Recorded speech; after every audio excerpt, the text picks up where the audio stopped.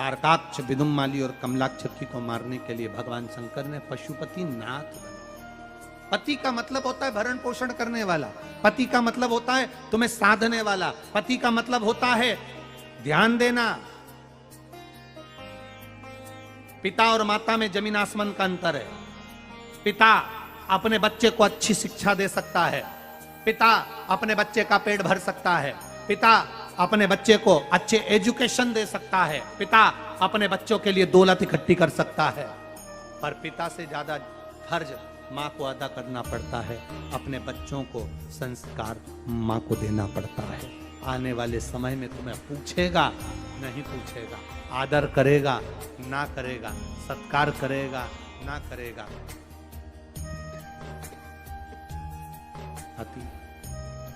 ये माँ सिखाती है, आदर करेगा ना करेगा, सत्कार करेगा ना करेगा। कैसे संस्कार है आपके, ये माँ सिखाती है। अपने बच्चों को संस्कार देने का काम माँ करती है।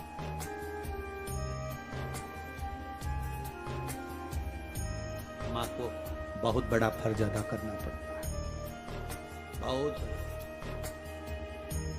भगवान कहते हैं मैं पशुपति नाथ बनकर जाऊंगा, तुम्हारा पति बनकर जाऊंगा, तीनों को मार भी दूंगा, मना नहीं, पर साथ तुम सबका चाहिए।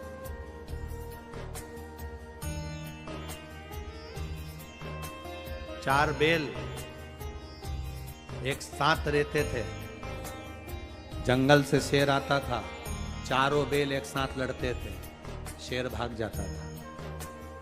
शेर ने लोमड़ी से कहा इन बेलों को मुझे मारना है, करना क्या पड़ेगा?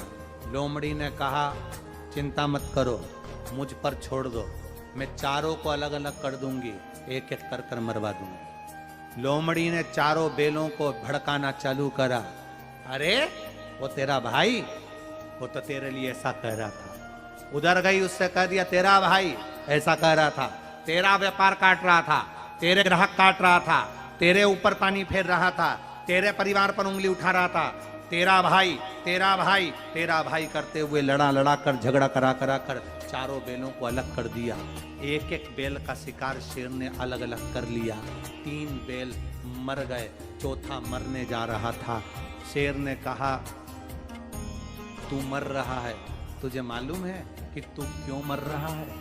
शेर ने जैसे ही पूछा तो बेल कहता है हमारे मरने का केवल एक कारण है कि हम भाई जब एक साथ थे तो किसी की हिम्मत नहीं थी कि कोई उंगली उठा दे, लोगों को फायदा मिल गया, हम अलग हुए और लोग टूट मान हो।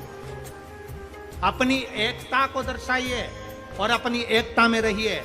सनातन धर्म कहता है, हमारा सनातन धर्म वर्णन करता है, हमारा सनातन हिंदू धर्म वर्णन करता है, अपने कुल में, अपने परिवार में, अपनी जाति में, अपने संबंधों में, अपने रिश्तों में और अपने धर्म में विवाह करना चाहिए। दूसरे धर्म की ओर विवाह ना करिएगा, ना दूसरे धर्म की ओर जाइए। जैसा भारत में सनातन धर्म को तोड़ने के लिए लोग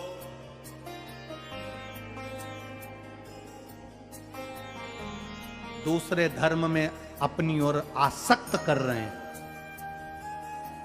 अब अभी तक नेपाल देश में दूसरे धर्म के लोग हावी नहीं हो रहे थे। दूसरे धर्म के लोग आपके ऊपर हावी नहीं हो रहे थे।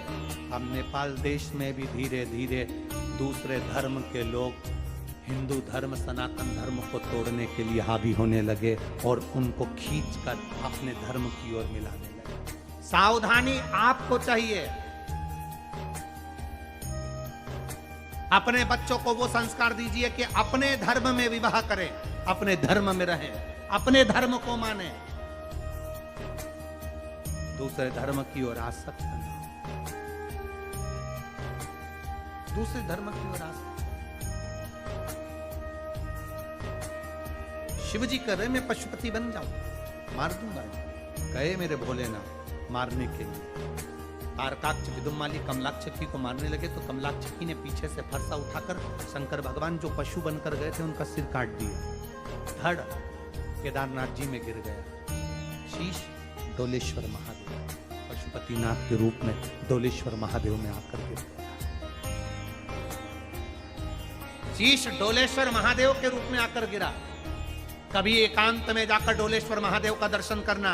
शंकर भगवान जो पशु का रूप धारण करे थे, उनका जो शीश था, उनका जो चेहरा था, जब धड़ नीचे गिरा तो शीश वहां जाकर गिरा। एक पशु का जो चेहरा होता है, उसके जो नेत्र होते हैं, उसका जो मुख होता है, उसका जो स्वरूप होता है, कभी एकांत में डोलेश्वर महादेव का दर्शन करना। महादेव जो पशु का रूप रख कर गए थे, धड़ जो केदारनाथ में रहा और शीश जो डोलेश्वर महादेव में रहा, आपको उस पशु के शीश जैसा भगवान का डोलेश्वर महादेव का पूरे शीश का दर्शन हो जाएगा। ब्राह्मण देवता से कहोगे तो वो बता भी देंगे।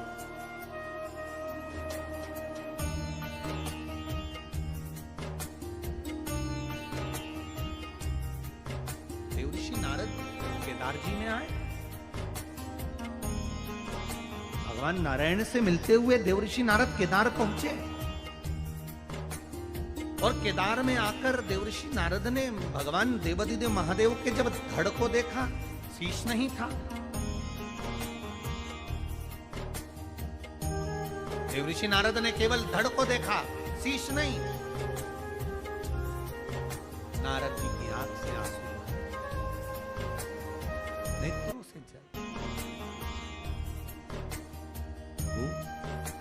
आपका शीश।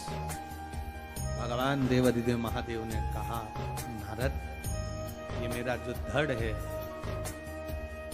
और मेरा जो शीश काठमांडू के अंतर्गत डोलेश्वर महादेव के रूप में, पशुपतिनाथ के रूप में लोग पूछेंगे।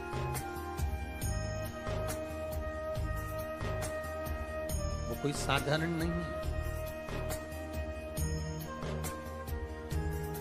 भूलवश भी मान लो, भूलवश कोई भूल से भी यदि एक बार मेरे धड़ का दर्शन नहीं कर पाए और मात्र मेरे शीश का दर्शन डोलेश्वर महादेव के रूप में, जो पशुपतिनाथ के रूप में विराजमान है, उसका मात्र दर्शन कर ले, एक शमी की पत्ती या एक बेलपत्र केदारेश्वर के नाम को लेकर डोलेश्वर पर समर्पित कर देता है, उसकी मनवांछित फल की प्राप्ति उसको हो जाए। नाम केदारेश्वर का बोलकर डोलेश्वर पर एक शमी की पत्ती, एक बेलपत्र, कोई